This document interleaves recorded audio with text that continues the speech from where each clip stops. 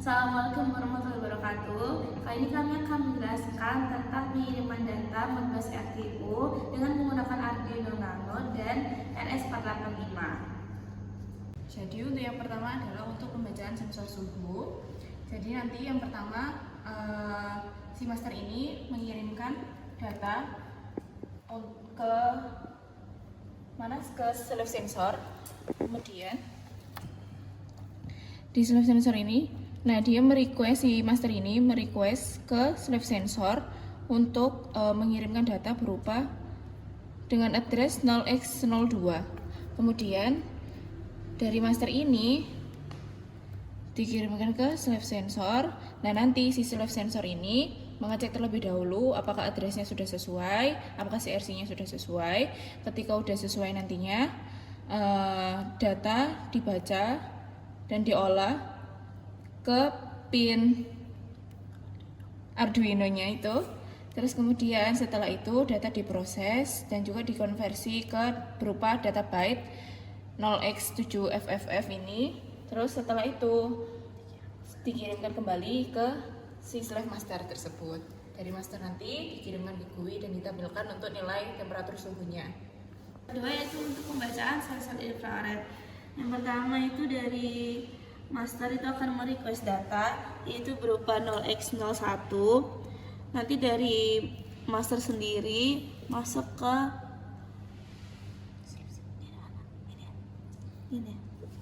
sensor. Nah, nanti di slave sensor sendiri akan dicek apakah addressnya itu sesuai atau enggak. Nah, setelah dicek itu nanti akan masuk ke dalam pin Arduino dan diolah menjadi 0x01. Kemudian dikirim ulang kembali ke slave master. Nah, dari slave master ini nanti akan dikirimkan ke GUI untuk menampilkan datanya. Kemudian selanjutnya kita akan menjelaskan untuk bagaimana alur untuk menggerakkan si servo ini. Jadi yang pertama konsepnya sama seperti yang tadi untuk yang sensor, cuma ini karena menggunakan akuator. Jadi fungsinya ini dari dua servo. Terus nanti si master ini mengirimkan permintaan request ke slave akuator. Addressnya ini untuk servo ini kita gunakan 0x05. Terus di bagian slave akuatornya ini nanti sama seperti yang sebelumnya. Dari akuator ini akan mengecek apakah addressnya sesuai, CRC-nya sesuai. Kalau misalnya sesuai, nanti akan diproses oleh akuator. Untuk GUI yang kita tampilkan sendiri ada 3 posisi servo, yaitu yang pertama untuk tipe data 0xCC posisi 60 derajat, 0xDD 90 derajat, dan data 0xFF itu 180 derajat. Kemudian dari slave actuator dikirim kembali ke slave master.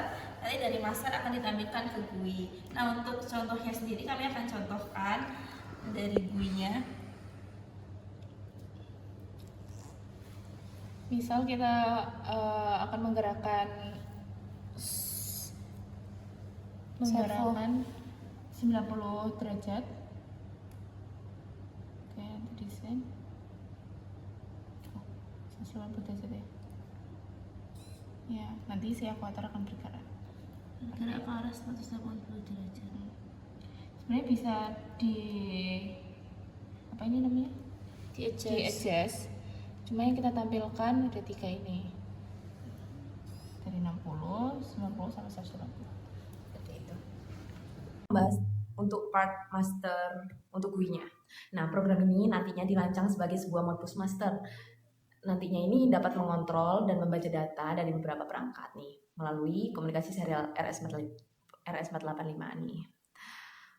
Nah, nantinya secara garis besar program ini bakal berfungsi untuk mengambil data suhu, ada data kelembapan, dan sensor infrared nantinya secara otomatis. Nah, lalu di part pemrograman ini kita bisa mengontrol gerakan motor servo secara manual melalui perintah nantinya teks. Ya, kita masuk ke bagian konfigurasi komunikasinya dulu ya. Pada tahap awal program ini nantinya menentukan pin untuk komunikasi RS485 pada part ini. Nah, pada part ini nantinya menentukan PIN untuk RS485-nya. Nah, menggunakan software serial H ini. Nah, itu fungsinya sendiri itu untuk menetapkan alamatnya. Alamat unik untuk sensornya. Nah, 024 ini nantinya untuk sensor dan 066 ini nantinya untuk servo, untuk alamat servonya. Nah, nanti nantinya di dalam fungsi setup maksud saya, setup kita cari dulu. Nah, pada bagian void setup ini, nah nanti komunikasi serial bakal dimulai dengan kecepatan berapa nih ya? 115 200 untuk ke komputer GUI-nya. Nah, dan 9600-nya ini untuk jalur ke RS485. Jadi ini dan ini untuk menentukan kecepatannya. Nah, dalam program ini juga nantinya menyediakan fungsi Modbus CRC. Nah, kita lihat ke atas lagi, kita scroll ke atas lagi. Nah, pada line 5 ini sampai line 8 ini nantinya ini untuk fungsi Modbus CRC-nya, di mana nanti untuk menghitung checksum yang sangat krusial dalam protokol Modbus ini. Nah, dan nantinya guna memastikan data yang diterima tidak rusak selama pengiriman. Nah, kita masuk ke part keduanya. Kita masuk pada part di mana nanti ada protokol pengiriman dan penerimaan data. Nantinya di Modbus itu kita melakukan pengiriman dan penerimaan data dari sensor dan aktuator, nanti masuk ke master dikelola lalu diterima atau ditransfer ke GUI nantinya ya.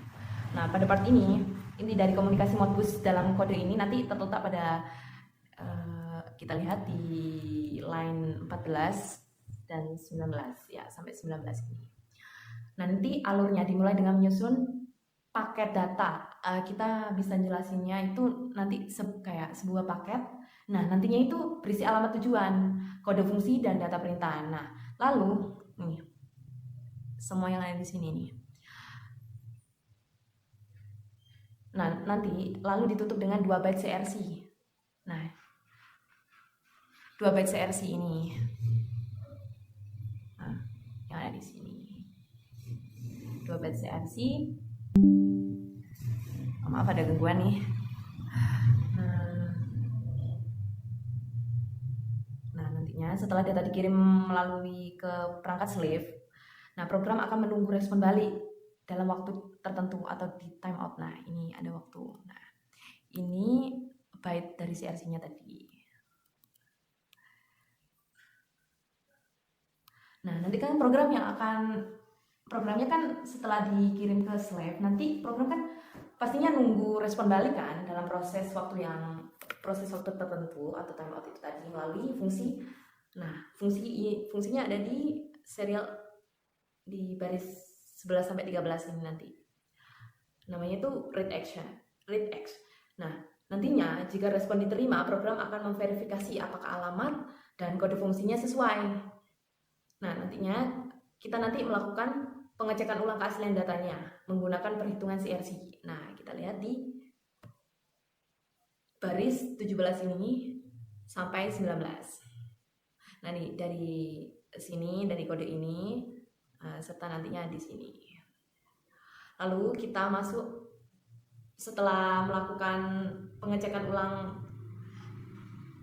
ulangnya itu apakah alamat kode dan fungsinya udah sesuai, nanti kita melakukan pemantauan sensor secara otomatis. Nah, di dalam fungsi loop kita cari di sini. Sebentar. Fungsi loop.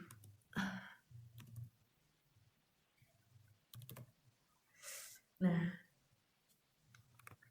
pada fungsi loop ini tujuannya nanti program ini dapat menjalankan mekanisme polling atau gimana ya, mengirim pesan atau mengirim data nantinya secara otomatis itu setiap 1 detik. Nah, nih setiap 1 detik. Kita lihat di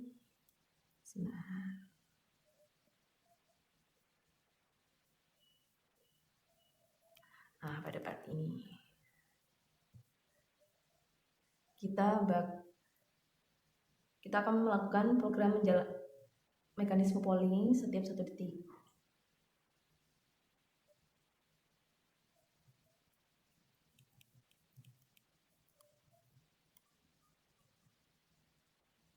Nantinya pengambilan data dilakukan bergantian dalam 3 langkah. Nah, yang pertama itu yaitu membaca suhu. Nah, atau kalau di bahasa pemrogramannya itu pull. Ada pull temp. Kita lihat ya. Nah, di sini ada pull sensor nih. Sensor yang kita gunakan kan infrared nih. Nih, ada pull infrared atau IR di sini. Lalu ada, kita cari lagi, ada pull temperatur serta pull humidity atau kelembapan maksudnya. Nah, nantinya data mentah yang diterima dari sensor ini kemudian kita konversi menjadi angka desimal yang nantinya dapat dibaca. Misalnya nih, data suhu dibagi 10,0 untuk mendapatkan nilai Celcius yang akurat.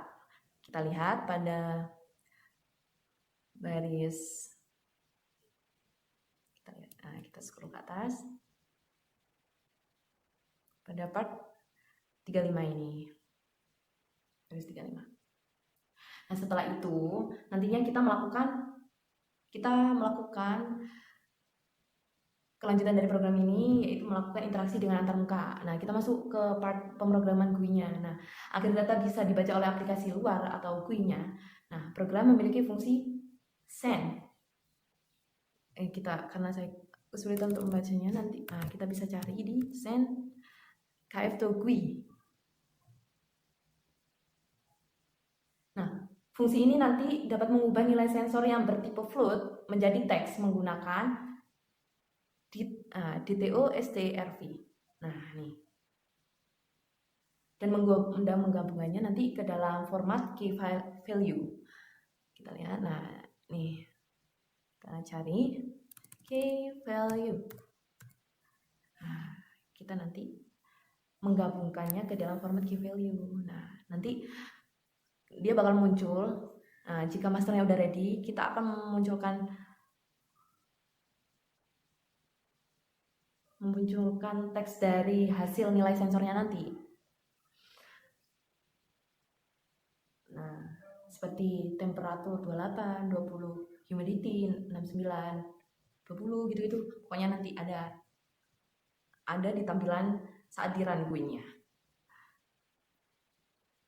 Nah, nantinya setiap kali ada perubahan data dari polling otomatis maupun perintah manualnya, nah, string ini yang akan nantinya dikirim melalui kabel USB ke komputer menggunakan serial write. Kita cari itu serial write itu.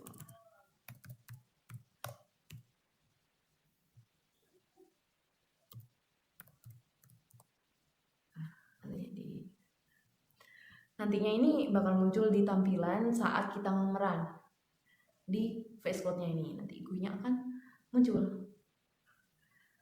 Nantinya kita kan akan mengupload nih dari Arduino-nya melalui USB, nanti kita upload ke pemrograman ini. Nah, nantinya saat di run kita akan mengupload dan nanti hasilnya akan dapat ditunjukkan pada tampilan GUI-nya. Nah, sekarang kita masuk ke part operasi servernya atau kendali manualnya. Nah, nanti di program ini saya akan munculkan kendali manual untuk operasi servernya sendiri. Mau nanti minta 90 derajat atau 180 atau 60. Nah, nantinya selain bekerja otomatis, program ini nantinya juga mendengarkan perintah manual dari serial monitor. Nah, jika pengguna mengetikkan perintah seperti S60 nih, misal S60. Nah, S60. Nah, berarti dia akan bekerja atau bergerak sesuai dengan perintah 60 nih. 60 berarti dia bekerja nanti berputar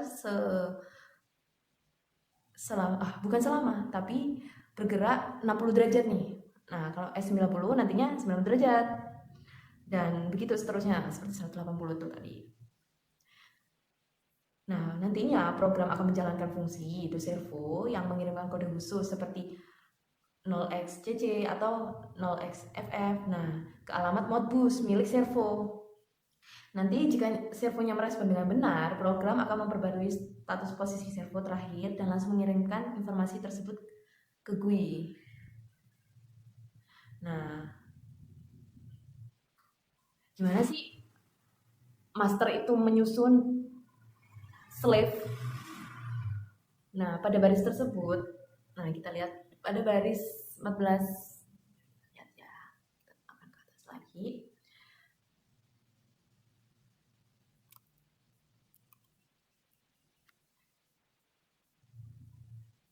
Nah,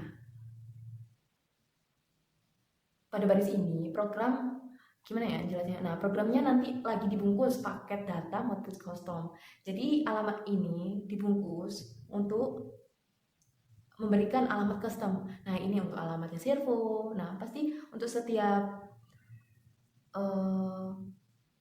sensor ini nantinya diberi alamat khusus untuk di-upload di GUI-nya nanti melalui Modbus ini.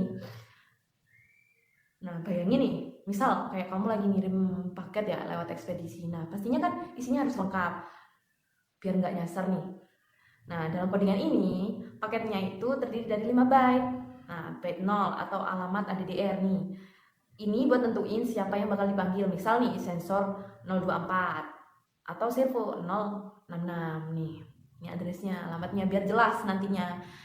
Oh, gue ini menerima alamat. Oh, kayak misal dari paket sensor nih, alamatnya ini. Nah, dikirim ke gue biar dia itu nggak salah sasaran gitu aja. Nah, nantinya ada byte satunya, ada function nih. Ini jenis perintahnya. Misal kayak fungsi, kalau untuk ngecek sensor infrarednya itu alamat fungsinya itu 0 kali 01. Nah, itu kan untuk infrared. Nah, kalau untuk servonya itu nanti alamatnya 0 kali 05. Nah, itu untuk gerakin servonya. Yang kita cari ya. 0 kali 01. Nah, nih. Ini kan untuk sensor, ini untuk alamat sensor, untuk fungsinya lah. Fungsi dari sensornya. Nah, kan tadi ada alamat, ada fungsi. Biar jelas nantinya dikirim ke GUI. Nah, untuk byte 3 dan 4 itu untuk checksumnya. Nanti ini untuk menghitung rumus CRC 16-nya. Nantinya itu dipotong jadi 2 bagian. Nah, bagian bawah dan atas.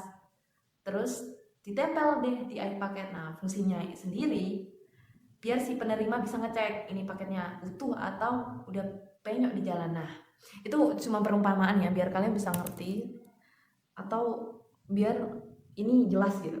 Kita cari di CRC, kita CRC 16. Nih. Ini untuk menghitung aja sih, untuk menghitung checksumnya. Kalau diibaratkan itu nanti kayak data yang dikirim itu tetap utuh atau tidak gitu. Nah, di bab terakhirnya ini perangkat Modbus itu nanti di luar sana bakal nggak merespon jika nggak ada yang jalanin perintah CRC-nya. Nah, CRC kalau nggak valid, Modbus nggak akan terima. Nah, pada baris ini tugasnya memastikan keamanan komunikasi antar perangkatnya. Nah, jadi itu fungsi dari CRC tersebut. Jadi sekian untuk penjelasan master GUI-nya.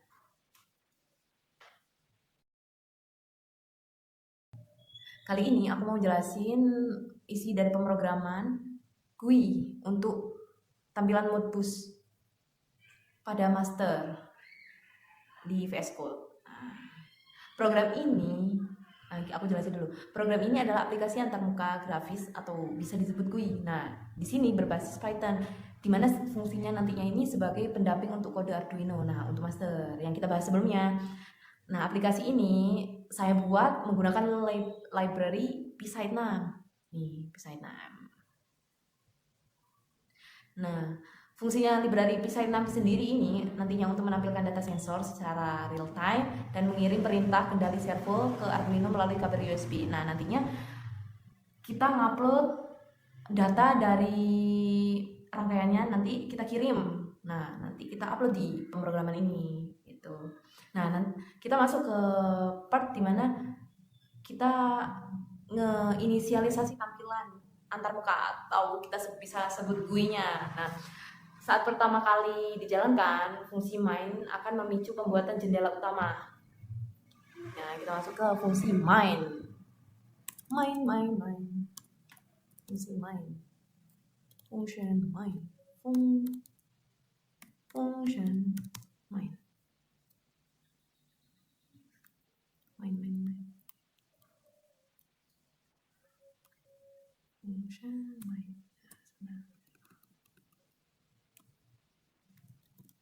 Nah, function main nih. Nah, nantinya itu akan memicu pembuatan jendela utama yang diatur dalam kelas Simple Pretty GUI. Nah, di sini program menyiapkan berbagai komponen visual seperti tombol, koneksi, kartu nilai atau value card untuk suhu dan kelembapannya. Nah, serta slider untuk menggerakkan servonya. Nah, nanti itu untuk menentukan arah untuk servonya, saya menggunakan slider ini nanti. Nah, desain tampilannya nanti diatur menggunakan upstyle. Nah, kita cari upstyle nih, upstyle. Nantinya agar terlihat modern, program juga langsung mencari daftar port USB yang tersedia di komputer melalui fungsi reverse port. Nah, kita cari ini. Di mana sih letak reverse portnya? Reverse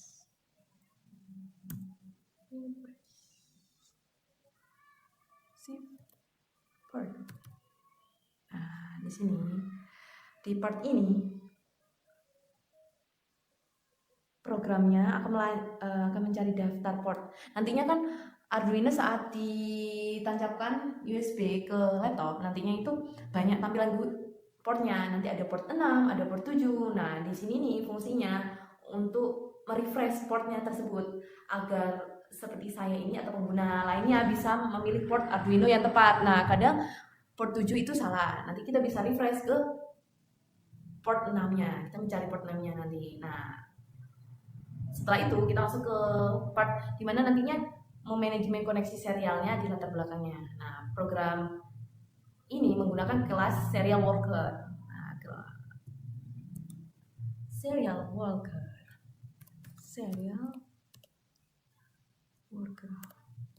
Nah, serial worker ini nantinya berfungsi untuk memanajemen koneksi serial pada latar belakang. Nah, nantinya berjalan di jalur belakang atau key thread. Nah, key thread ini agar aplikasinya tidak macet saat menunggu data dari Arduino. Nah, di bagian ini program membuka koneksi serial dengan kecepatan yang saya jelas tidak karena videonya tidak nyambung dari part sebelumnya. Nah, nantinya program membuka koneksi serial. Nah, di bagian ini itu nantinya membuka koneksi serial dengan kecepatan 115.200 bit. Nah, nantinya pekerjaan utama si worker ini tadi adalah terus-menerus mendengarkan setiap baris teks yang dikirim oleh Arduino. Nanti data yang dikirim dari Arduino itu bekerja melalui worker ini. Nah, nantinya worker ini yang akan kalau kita jelaskan itu mendengarkan atau menyampaikan. Nah, menyampaikan terus-menerus setiap baris teks yang dikirim oleh Arduino tersebut. Nah, jika ada data masuk, worker akan membisikkan ke bagian GUI untuk segera ditampilkan ke layar. Nah, kita jabaran dulu ya sebentar. Nah, nantinya akan masuk di serial log ini nanti hasil dari worker itu dari Arduino. Nah, setelah itu nanti kita melakukan pemrosesan data atau key value dari Arduino. Nah, bagian paling penting ini dalam pengelolaan data ada pada fungsi parse master line. Kita cari karena isi dari pemrograman ini banyak banget ya. Jadi kita bisa cari kata yang kita pengen itu dengan cara Ctrl plus F nantinya ya. Nah, kita cari parse master line. Nah, parse master line ini nantinya fungsinya untuk melakukan pengolahan data. Karena Arduino kan mengirim data dalam format teks gabungan. Nah, seperti temperatur 28, 20 gitu. Nanti nanti tuh muncul di sini kayak isi dari Arduino-nya itu, kayak misal temperatur menghasilkan 28 Celcius sekian detik gitu. Nah, nanti hasilnya masuk di sini. Nah, fungsi ini bertugas memisahkan kata-kata tersebut.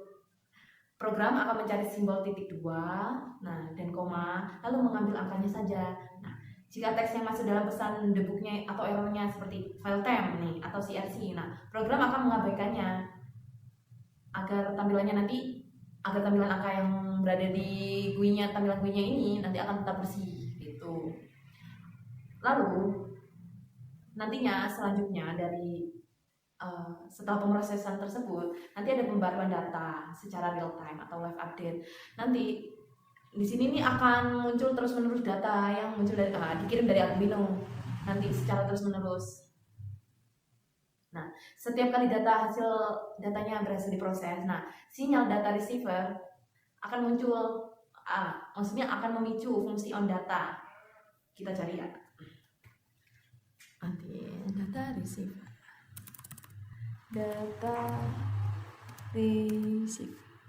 Salah.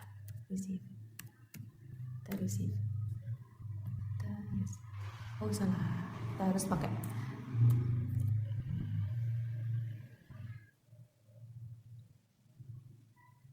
sinyal data receive-nya nanti akan memicu fungsi on data.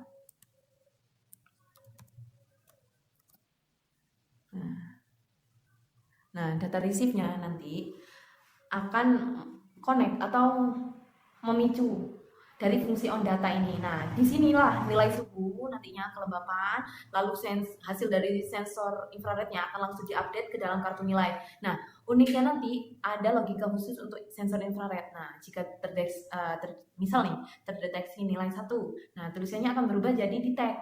Nah, di sini nih, di sini nih. Mana ya? Nah, di sini akan muncul tulisan detect dengan warna hijau. Kita connect ya. Nah, cuman kita belum mengkoneksikan dengan Arduino-nya nih. Nah, kan tadi kalau di sensor infrared misal nih, jika nilainya 1, nah nanti muncul tulisan detect dengan warna hijau.